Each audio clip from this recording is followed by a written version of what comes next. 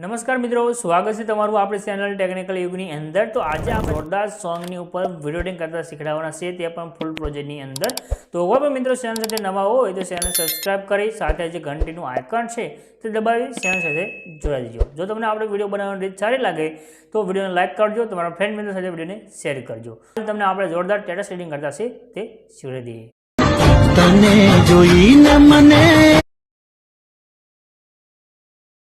मोनी प्रीत छे तारे video जोईशे। Video बनाववा माटे तमने डिस्क्रिप्शननी अंदर एक लिंक मळशे, ते लिंक पर तमे क्लिक करशो એટલે आपणा તમારી પાસે ખુલીને આવશે। અહીંયા લખ્યું છે એડિટર એસી, નીચે તમને ટાઇટલ દેખાઈ રહ્યું છે। કોઈ પણ એક ટાઇટલ ઉપર તમે ક્લિક કરજો।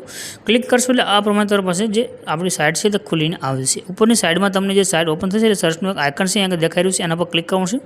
ક્લિક કર્યા પછી અહીંયા તમારે કોડ છે તે લખવાનું રહેશે। કોડ છે 0-239 અને સર્ચના આઇકન ઉપર ક્લિક કરી દેજો।